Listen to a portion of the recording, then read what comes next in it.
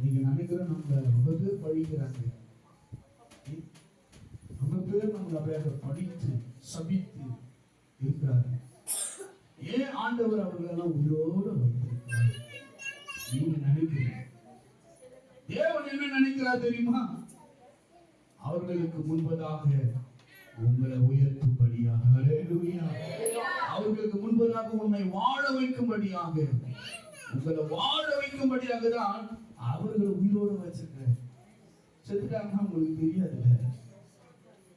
அவங்க இறந்துட்டாங்கன்னு வச்சுங்க, நீங்க உயர்த்தவும் உங்களை ஆசீர்வதிக்கவும் உங்களை வாழ வைக்கவும் அவர்களுக்கு தெரியாது. அவர்கள் மண்ணில் போயிடுவாங்க. ஆனா இவ்வளவு பொல்லாப்பையும் இவ்வளவு நிந்தையும் இவ்வளவு சொல்லியும் ஆண்டவர் அவர் உயிரோடு வச்சிருக்கிறாரு என்று நீங்க நினைக்கிறீங்க. கடவுள் என்ன நினைக்கிறார்? அவனுக்கு முன்பதாக நான் உன்னை வாழ வைக்கிறவராக இருக்கிறேன், உன்னை உயர்த்தி வைக்கிறவராக இருக்கிறேன் கடவுள் நினைக்கிறார். கற்றுக்கு நாமத்துக்கு மகிமை. நாம தான் தப்பு தப்பா நினைக்கிறோம். இன்னும் அவன் சாதாரண எவ்வளவு அநியாயம் பண்றான், தூங்க பண்றான் என்று சொல்லி இருந்தாலும் தேவனாகிய கர்த்தர் அவர்களுக்கு முன்னே உன்னை தப்புவித்து அவனிடம் வாழ வைத்து உன்னை உயர்த்துகிறவராக இருக்கிறார். என் வாழ்க்கையில செஞ்ச உங்களோட வாழ்க்கையில் கர்த்தருடைய நாமத்துக்கு மகிமை உண்டாகுதா? மந்திரம் தந்திரம் மாயங்களை செய்து இந்த சபை எழும்பாதபடிக்கலாம் சூழ்ச்சியம் பண்ணவர்கள் எத்தனையோ பேர். வசனம் தெரியாத ஆவியின் சிறு பிள்ளைகள். அவர் சொன்னார்கள், ஆதியில வீட்டுல ஆராதனை நடத்துறார்கள், அங்க போகிறீங்க என்று சொல்லி. சபை என்றால் தனித்துவமா இருக்க வேண்டும். அப்படியாப்பட்ட சபைக்கு தான் போகணும். அப்பவே ரட்சிக்கப்பட்ட நாட்களிலே அப்பவே தேவன் எனக்கு என்ன சொன்னார் தெரியுமா? நீ ஏன்டா கவலைப்படுற? நீ ஏன் கவலைப்படுற? அந்த நாட்களில என்னை காட்டிலும் பெரிய பெரிய சபைகள் இருக்கிறது. நான் எவ்வளவாக ஆத்மா பிரயாசப்பட்டு எவ்வளவாக நான் கஷ்டப்பட்டு ஆத்மாக்களை ரட்சிக்க வேண்டும் என்று சொல்லி தேவனிடத்தில் இங்கிருந்து நீ ஊழியத்தை நீ எடுக்க வேண்டும் என்று சொன்னால் முதலாவது என்னுடைய ஜீவனை நீ எடுக்க வேண்டும், அதுக்கப்புறம் இந்த ஊழியத்தை நீங்கள் எடுக்கலாம் என்று சொல்லி இதே நடுமத்தியில சிறிதா இருந்த இடத்துல நான் முழங்கால் படிட்டு தேவனிடத்தில் இந்த வார்த்தை சொன்னது இன்னும் எனக்கு அது நினைவில் இருந்து கொண்டே இருக்கிறது. ஜீவன் போகிறது, அதுக்கு பிற்பாடு இந்த ஊழியத்தை நீ எடுத்துவிடும் என்று சொன்ன அந்த ஒரு வார்த்தையை தேவன் கேட்டு இதுவரைக்குமாக தேவன் நடத்தி கொண்டு வருகிறார். அல்லேலூயா.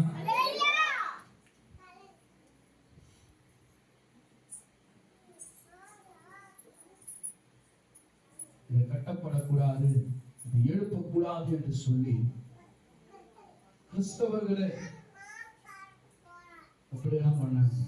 கிறிஸ்தவர்கள் அல்லாதவர்கள் மண்ணில கண்ணில எல்லாவற்றிலும் மந்திரத்தை செய்து அவைகளில உங்க மஞ்சள் எல்லாவற்றையும் வழியில சேர்த்து வைத்தார்கள். எல்லாம் செய்த சூழ்நிலையில கூட அவர்களுக்கு முன்பதாக தேவன் இன்னையும் அவர்கள் உயிரோட வைத்திருக்கிறார் என்று சொன்னா, நீ இந்த ஊழியமும் இந்த இடத்துல இருக்கிற இந்த ஊழியத்தை செய்கிறவர்களும் இருக்கக்கூடாது என்று நீ செய்தாலும் நான் அவர்களை இருக்கும்படியாய் செய்வேன். அல்லேலூயா. அவர்களை நான் வாழ வைப்பேன். உங்களுக்கு முன்பதாக அவரை உயர்த்தி வைப்பார். தேவன் உயர்த்தி வைத்தார். ஹல்லேலூயா, ஹல்லேலூயா. என்னிடத்தில் நீ வாஞ்சியா இருக்கிறபடினாலே நான் உயர்ந்த அடைக்கலத்தில் அவரை வைப்பேன். தேவனாகிய கர்த்தர் அப்படி செய்தார். அநேகருக்கு ஒரு ஆச்சரியம். என்கிட்ட வந்து அப்படியே சொன்னாங்க, ரொம்ப ஆச்சரியமா ஒரு காரியத்தை தேவன் செய்திருக்கிறார். நான் தான் சொல்றேன், உங்களுக்கும் இப்படியாப்பட்டவர் எழுப்புறார்கள் என்று சொன்னா கர்த்தர் உங்களை உயர்த்த போகிறார் என்று சந்தோஷப்படுகிறார். என்னை உயர்த்துவதற்காக தான் இப்பொழுது இந்த காரியம் நடந்து கொண்டிருக்கிறது. இந்த உபத்திரவம் நடக்கிறது, இந்த பிரச்சனை நடக்கிறது. தேவன் என்னை உயர்த்த போகிறார், ஆசீர்வதிக்க போகிறார் என்று எண்ணிக்கொள்ளுங்க. அதை நினைச்சு சந்தோஷப்படுங்க, வருத்தப்படாதீங்க. கர்த்தரை ஓடுங்க, கர்த்தரை ஓடுங்க, கர்த்தரை ஆயத்தப்படுத்த அதே ஆத்துமாக்களை கர்த்தருக்குள்ள ஆயத்தப்படுத்தும்படியாக பிரயாசப்படுங்க. கர்த்தருடைய நாமத்துக்கு மகிமை உண்டாவதாக. நான் அப்படிதான் பிரயாசப்பட்டேன். வீட்டு மேல போட்டாங்க, இங்க இருக்கவே கூடாது, எப்படி ஷீட் இருக்கும்போது. அதுக்கு அடுத்தது பாத்தீங்கன்னா கட்டடம் எழுப்பும் பொழுது சிமெண்ட்ல எல்லாம் கலந்து வச்சேன். ஆட்கள் எல்லாம் சாப்பாட்டுக்கு போயிருந்தாங்க. ஆனா தேவனாகிய கர்த்தாவே நீ இருக்க எனக்கு எதுவுமே இல்லை.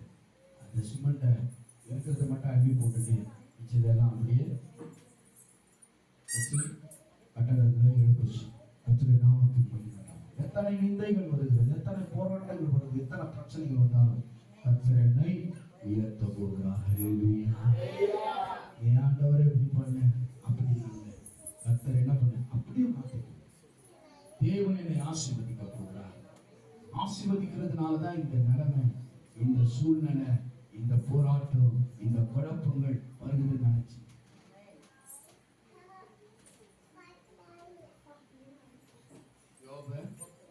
அவர் ரொம்ப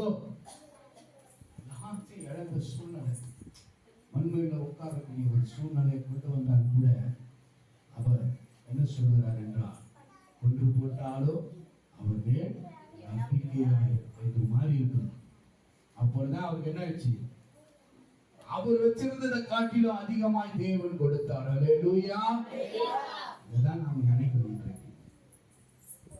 உயர்த்த போகிறார் தேவன். அதனாலதான் நான் இவ்வளவு கஷ்டப்படுறேன். நான் ஆசீர்வாதமா இருப்பதற்காக தேவன் என்ன செய்கிறார். எத்தனை பேர் விசுவாசிக்கிறீங்க?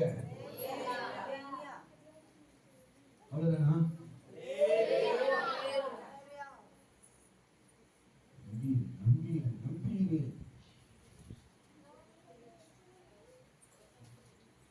நம்பிக்கையா இருக்கிற மனுஷன் பாக்கியமா.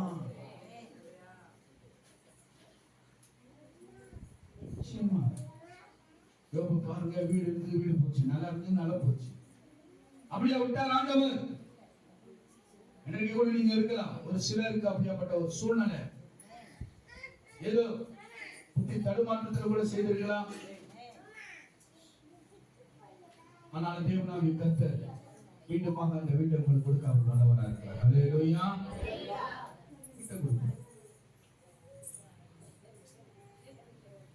கர்த்தருக்காக ஓடுங்க. உங்களால முடிந்த வரைக்கும்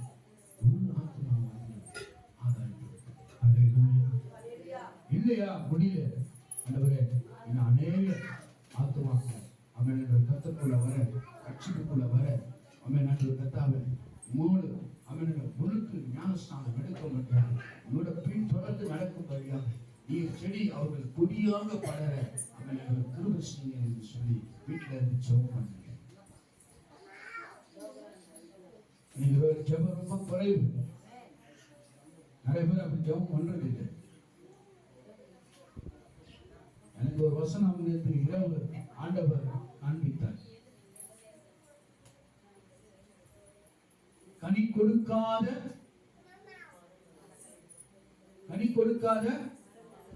ஒரு அத்தி மரம், அதை வெட்டி போட்டு நடத்துக்கு எடுத்துக் கொண்டிருக்கிறது. இருக்கிறது. இன்றைக்கு நாம் கிறிஸ்தவர்கள் என்று சொல்லி கிறிஸ்துவ சமுதாயத்தை கெடுக்கக்கூடாது, கிறிஸ்துவ சபையை கெடுக்கக்கூடாது. புரியுதா? தனி கொடுக்கிறவர்களாக இருக்கிறோம். கர்த்தருக்கு சித்தமானால் நான் இதை ப்ரிப்பேர் பண்ணி ஆண்டவர் எனக்கு முழுவதுமாக இந்த வசனத்தை தேவன் எனக்கு கொடுத்திருக்கிறார்.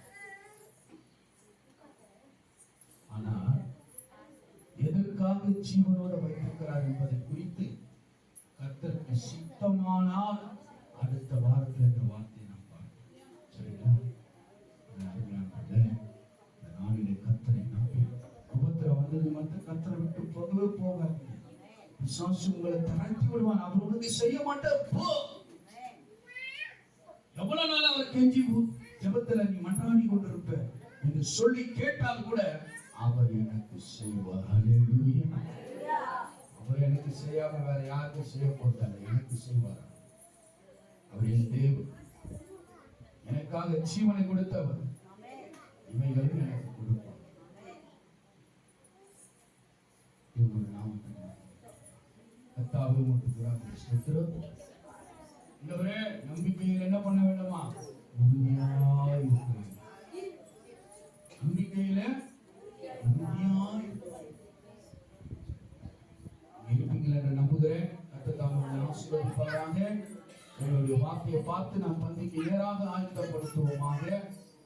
கர்த்தாவே உமக்கு புகழ் ஸ்தோத்திரம். இயேசு நாமத்தில் பிதாவே. ஆமென். வார்த்தைகள்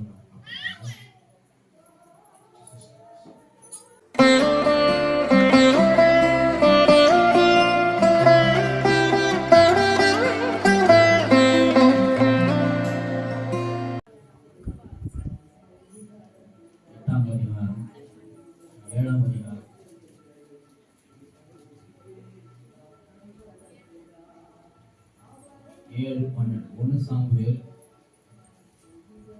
7ஆம் அதிகாரம் 12ஆம் வசனம்.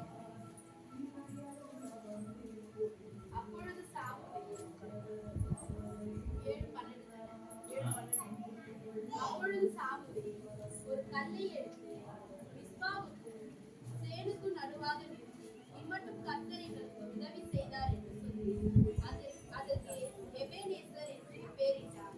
ஹல்லேலூயா. வார்த்தை நல்ல கவனிங்க.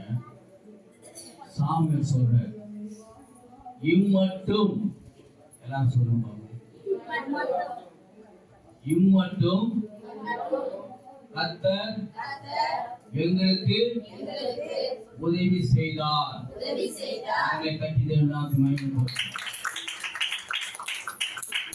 இந்த இம்மட்டும் இந்த வார்த்தை இன்று வரைக்கும் புரிகிறது. அல்லேலூயா. ஒரு காரியத்தை நமக்கு ஆயுசு இல்லைனா, நம்ம கூட ஜீவன் இல்லைன்னா நம்ம எப்படி இருப்போம்? ஒன்று போகணும் இல்லையா? மண்ணுக்கு தான் போகணும். ஜீவனை கொடுத்தவர் யார்? இம்மட்டும் நமக்கு ஜீவனை வைத்திருப்பவர் யார்? நமக்கு ஜீவனை கொடுக்கிறவர் பரலோகத்தில் இருக்கிறார். ஹல்லேலூயா. அவர்தான் உங்களுக்கு ஒவ்வொரு நாளும் ஜீவனை கூட்டி கூட்டி கூட்டி கொடுத்து கொண்டிருக்கிறார். அதுதான் நான் நன்றி செலுத்துவோம். ஹல்லேலூயா. ஹல்லேலூயா. ஆயுஷ் நாட்களை பத்தி நீங்க தப்பா நினைக்கவே கூடாது. நான் எப்படி நாளும் வாழ்ந்துருவேன், உலகாலம் வாழ்வேன், அப்படி இருப்பேன், இப்படி இருப்பேன், இதை சாப்பிட்றேன், அதை சாப்பிட்றேன், எதை சாப்பிட்டாலும் சரி, ஆயுஷ் நாட்களோட கருத்தில் இருக்கிறது. ஹல்லேலூயா. ஹல்லேலூயா. ஒருவனை சொல்லுவதும் உயிர்ப்பதும் அவருக்கு கருத்தில் இருக்கிறது.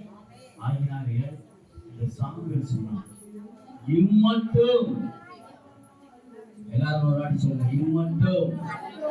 இம்மட்டும் அந்த வார்த்தை நீங்க உணர்ந்தாலே போதும்.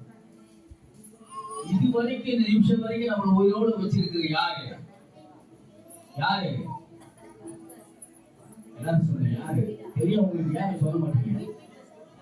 நம்ம ஆண்டவராகிய இயேசு இம்மட்டும் நம்மளை உயிரோடு வைத்திருக்கிறார். அது மட்டுமல்ல, நமக்கு உதவி செய்தார் என்று சொல்லி அதுக்கு எபிரேயர் என்று ஒவ்வொருத்துக்கும் ஒவ்வொரு அர்த்தம் உண்டு. ஆகார் துரத்தப்பட்டு வனாந்தரத்தில் திரிந்திருக்கும் பொழுது அவள் தேவனுக்கு ஒரு பெயர் சொல்கிறாள், நீர் என்னை காண்கிற தேவன். அல்லேலூயா. இப்போ ஒரு சாட்சி, நல்ல சாட்சியை கேள்விப்பட்டோம். சாட்சியும் அதிகமாக எழுதணும். இந்த சாட்சி பத்தாது, இந்த அதிகமான சாட்சிகள் வந்தாதான் கர்த்தருடைய நாமம் மகிமைப்படும். அல்லேலூயா. கர்த்தர் அற்புதங்களை செய்யக்கூடியவர், அதிசயங்களை செய்யக்கூடியவர். எத்தனை விசுவாசிகள்? என்ன கை இருந்தாலும் சரி, பிபி இருந்தாலும் சரி, சுகர் இருந்தாலும் சரி, என்ன காரியம் இருந்தாலும் எல்லாவற்றையும் அவர் சரி செய்வார். எத்தனை விசுவாசிகள்? யாராருக்கு என்னென்ன பிரச்சனை இருக்குதுன்னு தெரியும், உங்களுடைய உள்ளத்துக்கு தெரியும், உங்கள் வேண்டப்பட்டவர்களுக்கு தெரியும். ஆனாலும் அவைகள் எப்படி போகும், எப்படி தாங்களுக்கு தெரியாம நினைக்கக்கூடாது. கர்த்தர் அவைகளை குணமாக்க வல்லவராய் இருக்கிறார். அல்லேலூயா. நமக்கு ஒரு திருப்தியான ஒரு வாழ்க்கையை அவர் கொடுக்கிறார். நம்ம வாழ்க்கையில் சில நேரங்களில் நமக்கு திருப்தி இருப்பதே கிடையாது. அதை குறித்து மத்தேயு சுவிசேஷம் எழுதிங்க.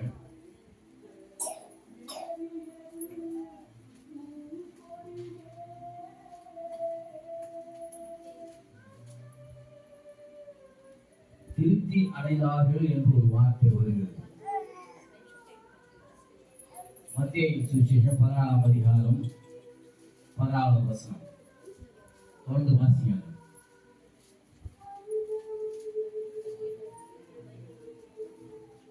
இயேசு வந்து திரளான நல்லா கவனிங்க. ஜனங்களை கண்டு அவர்கள் மனதுருகி அவர்களின் வியாதிஸ்தர்களாய் இருந்தவர்களை சுத்தமாக்கினார். என்ன பண்ணார் ஆண்டவர்? அவர்களின் மனதுருகி அவர்களில் வியாதிஸ்தர்களாயிருந்த அவர்களை சொஸ்தமாக்கினார். கரங்களை தட்டுவோம். சொஸ்தமாக்குறது அவர்கள் வேற, வியாதியை கொடுத்தது பிசாசின் வேலை.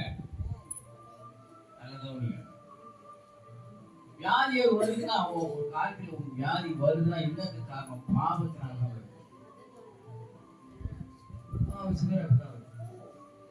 சில நேரத்துல பாவம் வந்து சோதனைக்காக வரும். இதெல்லாம் இருக்குது. இந்த மாதிரி எல்லாம் இருக்கும்போது நம்ம என்ன பண்ணோம்னா இதுல சோர்ந்து போகக்கூடாது. சோர்ந்து போய் நமக்கு கேட்க போச்சு, நம்ம நல்லதான வேலை வாசிக்கிறோம், நல்லதான் ஜோம், நல்லதான் ஆலயத்தில் சேர்க்கிறோம், ஏன் கேட்க போச்சு? சோர்ந்து போகக்கூடாது. பிசாசானவன் உனக்கு அந்த வியாதியை கொடுத்து உன்னை படுக்க வைத்து கடைசியில் உன்னை சாகடிக்கணும், ஒரு ஜீவனை எடுக்கணும். அதுதான் அவங்க வேலை. ஏன்னா அவன் நரகத்துக்கு ஆள் சேர்க்கிறான். நரகத்துக்கு அவன் ஆள் சேர்த்து கொண்டு வருகிறான். யாராரு எப்படி முக்காவாசி வந்து உலகத்தார்கள் அவன் அதிகமாக தாக்குறது, விசுவாசிகள் தான் அவன் தாக்குறான். கர்த்தரை அறிந்தவர்களே அவன் தாக்குறான். கர்த்தத்திலே இணைந்தவர்கள், கர்த்தத்திலே தொடர்பு கொண்டவர்கள், கர்த்தத்திலே இணைந்து செயல்படுவர்கள் தான் அவன் தாக்குறான். அவங்களுக்கு தான் அந்த மாதிரி. யோபை எடுத்துக்கொண்டால் அவன் உத்தமன் நீதிமானா இருந்தான், கர்த்தத்திலே பயபக்தியா இருந்தான். அந்த வசனத்தை எடுத்து படிக்கிற பார்ப்போம். யோபு புஸ்தகம் 1ஆம் அதிகாரத்தை போடுங்க. வசனத்தை படித்து அதை தெரிந்து அதை உங்கள் இதயத்தில் எழுதி வைத்துக் கொள்ள வேண்டும். நல்லா படிச்சு பாருங்க, அது என்ன சொல்லப்படுறது. யோபு 1ஆம் அதிகாரம் 1ஆம் வசனம்.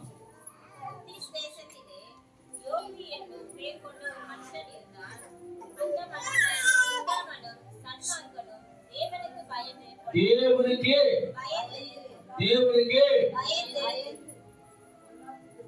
அவன் என்னாச்சு? அவனுக்கு வந்த வினை என்னாச்சு? எல்லாம் அழிந்து போயிட்டு அவனுக்கு உண்டான எல்லாவற்றையும் அழிந்து விட்டான்.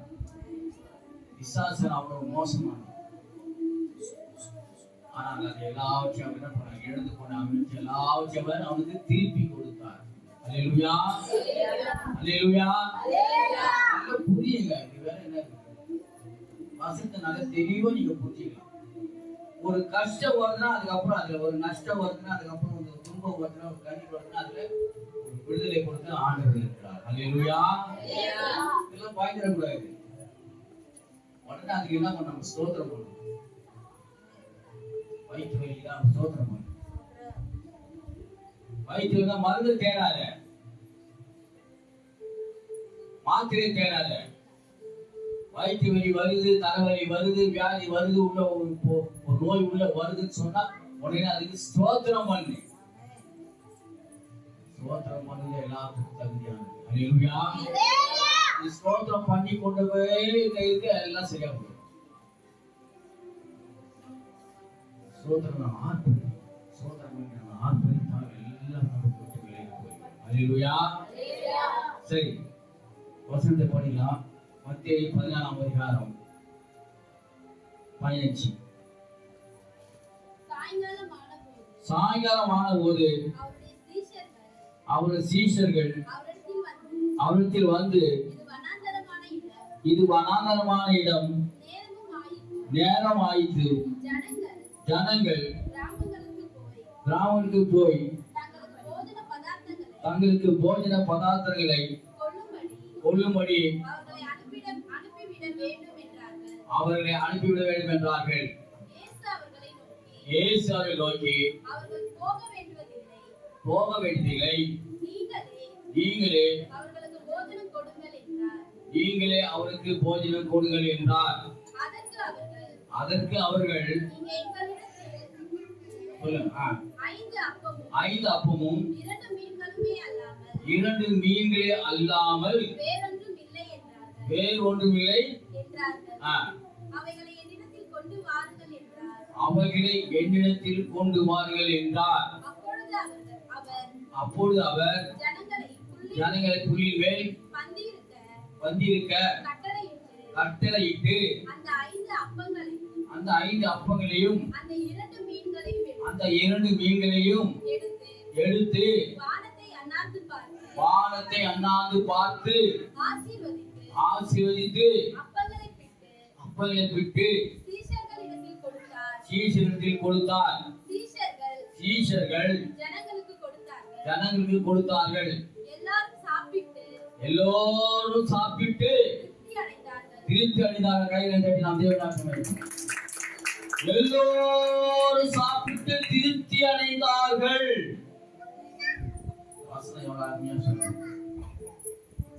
எல்லோரும் சாப்பிட்டு திருப்தி அடைகிறார். அப்படின்னா ஆண்டவர் என்ன பண்ணாங்க? நம்மளை திருப்தி அடைய செய்கிறார். அல்லேலூயா, அல்லேலூயா, அல்லேலூயா. திருப்தியான வாழ்க்கை தான் நமக்கு தேவை. அகல் படுற வேலை, சமாதானம், கண்ணீர், கவலை, கஷ்டம், துன்பம், துக்கம், கருத்தொல்லை, அந்த வியாதி இப்படிலாம் இருந்தா நமக்கு வாழ்க்கைய ஒரு திருப்தியற்ற ஒரு வாழ்க்கையை வாழ்ந்து நம்ம என்ன செய்ய போறோம்?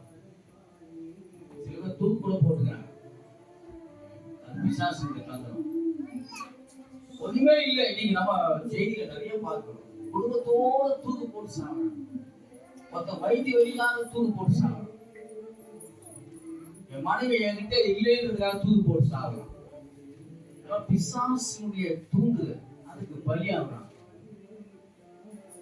அந்த வைத்திய வழி சரியாவாங்க, சரியாகாம ஆவாது. ஆகும். இருந்தாலும் பிசாசு சொல்ல அவ்வளவுதான். அந்த வைத்திய வழி இவ்வளவுதான். கை அப்படியேதான் கடக்கும் வேற வேறுமா. அப்ப நம்ம என்ன பண்றோம்? சந்தையில போடுறோம். அந்த கல் அப்படிதான் இருக்கும் போது நமக்கு இனி எந்த மருந்து மாத்திரை சாப்பிட்டா நமக்கு கல் அங்கதான் இருக்கும். கிட்னில கல்லு, பித்தப்பையில கல்லு, எந்த கல்லாலும் ஆளுக்கு எடுத்து போடுவார். அல்லேலூயா. விசுவாசி கல்லை பத்தி எல்லாம் கவலையே கூடாது.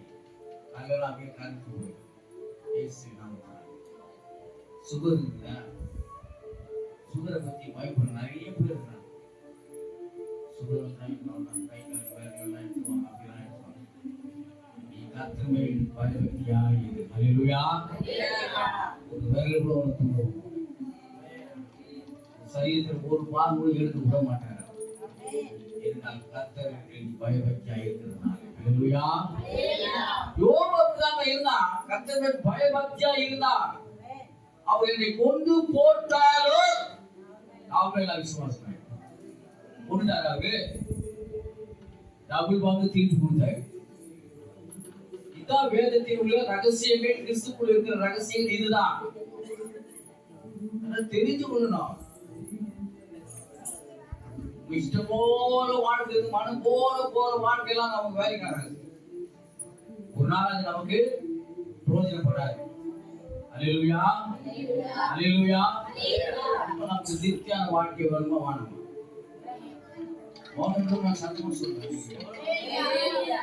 திருப்தியான வாழ்க்கை வேணுமா வேணாமா? சிலவு சமையல் சொல்லவே மாட்டீங்க. திருப்தியான வாழ்க்கை வேண்டுமா வேணாமா?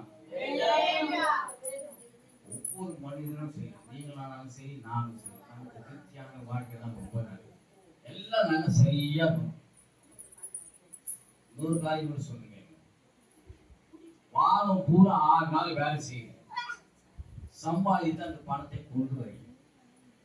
என்ன பண்ணணும் தெரியுமா? ஒரு ஊழியக்காரர் சொல்லுங்க, அந்த பணத்தை கொண்டு வந்து என்ன பண்ணுவோம், கொண்டாடிக்கிறது. மனைவி வேலை செஞ்சா புருஷன்கிட்ட பண்ணாங்க. அது அல்ல, முதலாவது நம்ம என்ன பண்ணோம், அந்த பணத்தை கையில வைத்து பல்லவத்துக்கு நேராக நீட்டி நான் ஜெபம் பண்ணி அதை ஆசீர்வதித்து ஜெபம் பண்ணணும். அல்லேலூயா, அதான் செய்யணும். ஒரு 10 ரூபாய் கூட ஆண்டுக்கு நீங்க என்ன பண்ணணும், ஸ்தோத்திரம் பண்ணி அதை அதுக்கப்புறம் நீங்க எடுத்து நீங்க செலவு பண்ணணும். அதான் முறையான காரியம். நீ ஆண்டவருக்கு பயப்படாம, ஆண்டவர் வேதத்தை வாசிக்காம, ஆண்டவர் ஆலயத்துக்கு வராம இப்படி எல்லாம் இருந்தீங்கன்னா, இவ்வளவு பணம் எடுத்துட்டு வந்தா கூட அந்த பணத்தை ஊறி போடுவார். ஊறி போடுவார். உன் பணம் உன் கையில இருக்காது. வாசலான வீட்டு வாசலுக்குள் நுழையும் போதே கடங்காரன் வந்து பாதி எடுத்துட்டு போயிடுவான். டாக்டருக்கு பாதி கொடுத்துருவேன். ஒரு திருப்தியற்ற ஒரு வாழ்க்கை. நீ சம்பாதிச்ச 6 நாள் இருந்தா பிரயோஜனம். ஏதாவது நீ திருப்தியா உண்டு அதை வச்சு சாப்பிட உனக்கு இருக்குதா? மாலிகாதான் தாங்கள் அது இது இப்படி எல்லாம் போயிடும். அப்படிலாம் போகக்கூடாதுன்னா கர்த்தருக்கு பயபக்தியா இருக்க வேண்டும். அல்லேலூயா, அல்லேலூயா. கர்த்தருக்கு நம்ம கீழ்ப்படிந்தவனாக இருக்கணும். பாவத்துக்கு நம்ம பயப்படணும். பாவத்துக்கு பயப்படணும். பாவம் செய்வதற்கு நம்ம பயப்படணும். அதான் கர்த்தருக்கு பயப்படணும். கர்த்தருக்கு பயப்படுதல் ஞானத்தை அல்லேலூயா. ஒரு வார்த்தை கூட இருக்கு, கர்த்தருக்கு பயப்படுதல் ஆயுஷ் நாட்களுக்கு எழுத போகணும். அல்லேலூயா. ஒரு ஆயுஷ் நாள் அதிகமா ஓடணுமா, கூட்டி கொடுக்கணுமானாக்கா நீ நல்ல கர்த்தருக்கு பயந்துடணும். கர்த்தருக்கு பயந்து உன் ஆயுஷ் நாட்களுக்கு கூட்டி நல்லா நீ வாழ்க்கை ஜாலியா இருக்கும். ஜாலியா இருக்கலாம். எது நீ கஷ்டப்படுற? ஏன் வருத்தப்பட்டு பார்த்து சுமக்கிற? தேவையே இல்லை. இதுவே சொந்துக்கிறாங்க. ஓ கஷ்டமா குடும்பமாயிடுச்சு, ஏன்னா ஓடிடலாமா, என்ன சம்பாதிச்சாலும் என்ன கொடுத்தாலும் அது ஒண்ணுமே இல்லையே.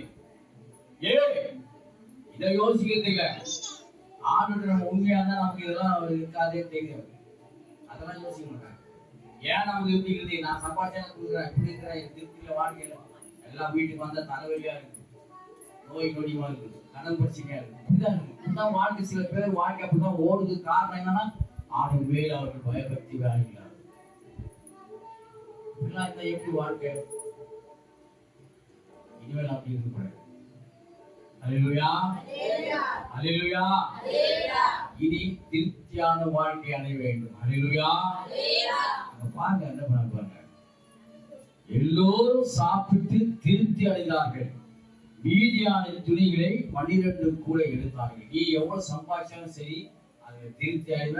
அதுல மிச்சமும் கொஞ்சம் சம்பாதிச்சு கொஞ்சம் பாதி மீதியா. அதான் கர்த்தருடைய ஆசீர்வாதம். அல்லேலூயா.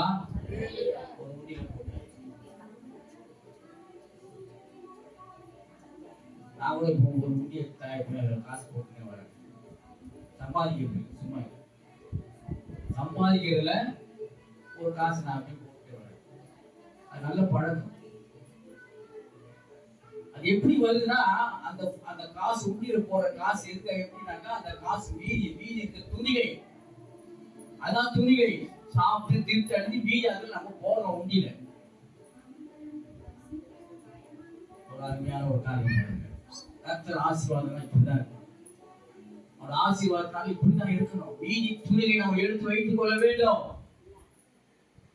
மீதி துணியை இருக்குது. எத்தனை கூட எடுத்தாங்க பாருங்க. எத்தனை? 12 கூடைகள். 12 கூடைகள் துணிகை. துணினா அந்த மீதியான காரியம். 5 அப்ப 2 மீன் மீதி மிச்சம். உனக்கு மிச்சம் இருக்குதா? நீ சம்பாதிக்கிறிய, அந்த சம்பாதிக்கிற உனக்கு மிச்சம் படுத்த முடியுதா? ஊட்டியில போட முடியுதா? ஏய், கர்த்தருக்கு நீ பயப்படாதனால, கர்த்தருக்கு நீ விசுவாசம் இல்லாதனால, கர்த்தருக்கு நீ இணைந்து இல்லாதனால நீ இணைச்சு பாரு, அவர் விசுவாசித்து பாரு, அவரோடு ஐக்கியமா சகலம் ஓடி போகும். அல்லேலூயா, அல்லேலூயா.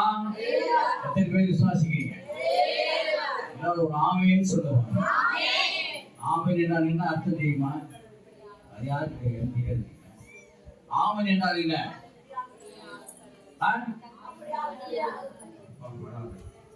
அப்படியே நீ என்ன சொல்லி அது அப்படியே நிறைவேறும். இப்போ மாய தரும் மாட்டாங்க. ஆமென் பக்கத்துல ஒருத்தர் சொல்லுவாங்க ஆமென் ஆமென், அந்த ஆமென் அப்படி போயிடும். நீ வாய் தெரிஞ்ச ஆமென் சொன்னா ஒழுங்கு அப்படியே ஆகும். சொல்லு பாப்போம் ஆமென். அப்படியே அல்லேலூயா, அல்லேலூயா. நம்ம வாழ்த்துப்படுத்துவோம். ஒவ்வொருவரும் நாளிலே நம்ம பரிசுத்தமான பந்தியில பங்கு பெற போகிறதுனால நமக்கு ஒரு திருப்தியான ஒரு வாழ்க்கையை நம்ம ஆண்டவர் கொடுக்கிறதுனாலே நாம் என்ன பண்ணணும்? பந்திக்கு நம்ம ஆயத்தமாக இருக்கணும். அதே நேரத்தில் பந்தி பெறும்பொழுது, அந்த பரிசுத்தமான பந்தியில் பங்கு பெறும்பொழுது எல்லோரும் என்ன பண்ணணும்? தேவனுடைய ரத்தத்தால் கழுவப்பட்டவர்கள் மட்டும் அந்த பந்தியிலே பங்கு பெறலாம். மற்றவர்கள் அதை பங்கு பெறாமல் தந்து பந்தியில பங்கு பெறுவார்கள். பரிசுத்தத்தோடு பங்கு பெறும்படியாக விலையேற பெற்ற திரு ரத்தமே அவர் வீணாவினின்று பாயுதே. விலையேற பெற்ற திரு ரத்தமே அவர் வீணாவினின்று பாயுதே. விலையேற பெற்றோனாய் உன்னை விலையாக ஈந்தனரே. விலையேற பெற்றோனாய் உன்னை மாற்ற விலையாக ஈந்தனரே.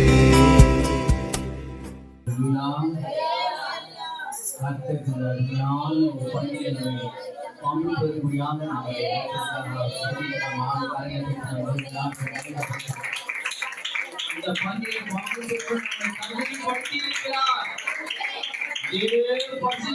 இந்த வாரம் கூட நீங்க பரிசுத்தத்தை காத்துக் கொள்ள வேண்டும். இப்போ கழுவப்பட்ட இந்த இருதயம் ஒருபோதும் கரைப்படக்கூடாது. அல்லேலூயா, அல்லேலூயா, ஆமென். ஒருபோதும் இந்த இருதயம் கரைப்படக்கூடாது. ஏனென்றால் இயேசுவின் ரத்தம் இப்பொழுது உள்ளத்திலே இருக்கிறது. இணைந்து விட்டது. அவருடைய அப்பமும் ரத்தமும் உங்களோடு கூட ரத்தத்தில் கலந்து விட்டது. இனி பாவம் செய்யாதே.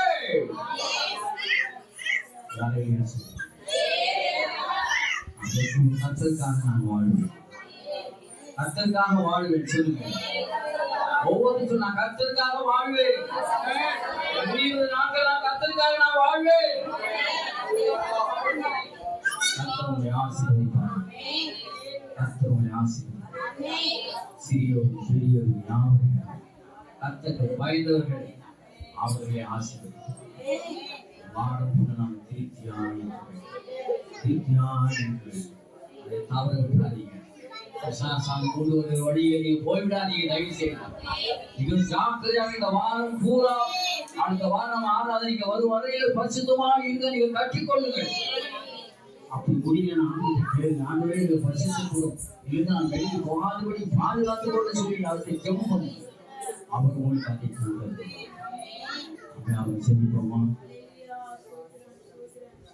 பரலோகத்தில் வாசமாயிருக்கிற பரிசுத்தமுள்ள ஆண்டவர் அருமையான வேலைக்காக கொடான கொடி சோற்றுச்சா இந்த நல்ல நாளிலே உங்களை ஆராதித்து உங்களை துதித்து மகிழ்வடியாக எங்களுக்கு நீங்க ஆயுஷ் நாட்டை கொடுத்துதான் கோடி கோடி கோடி கோடி நன்றி. எல்லாரும் சொல்லுங்க நன்றி நன்றி நன்றி. உங்க துதிக்க எனக்கு பாக்கியத்தை நீங்க கொடுத்தீங்க. நன்றி அப்பா, நன்றி நன்றி அப்பா. எங்களுக்கு சுகம் பலன் ஜீவனெல்லாம் கொடுத்து எங்களை ஆசிரியர் நன்றி. எங்களை ஒவ்வொரு நாளும் திருப்தியாக ஆக்கிறதுக்காக நன்றி நன்றி நன்றி நன்றி நன்றி நன்றி நன்றி அப்பா. ஓ ஆண்டவரே உமக்கு கொடாத ஸ்தோத்திரம். எத்தனை பெரியவனான, எத்தனை வல்லவனான, உம்மால ஆகாத காரியம் ஒன்றுமில்லை. எல்லாவற்றையும் செய்து முடிக்கக்கூடிய தேவன், வல்லமையுள்ளவர், நீ ஜீவனுள்ளவர், நீ ஜீவனுள்ளவர், நீ ஜீவனுள்ளவர். உன்னுடைய ஜீவனை எங்களுக்கு தந்ததுக்காக நன்றி அப்பா. ஸ்தோத்திரம், ஸ்தோத்திரம், ஸ்தோத்திரம், ஸ்தோத்திரம். தொடர்ந்து எங்களை காத்துக்கொள்ளும், பொல்லாப்புக்கு எங்களை விலகி காத்துக்கொள்ளும், தீமைகளை அணுகாதபடி காத்துக்கொள்ளும். இந்த வாரம் பூராவும் திருப்தியான வாழ்க்கையை அடைபடி எங்களுக்கு தீர்வு செய்கிறார்.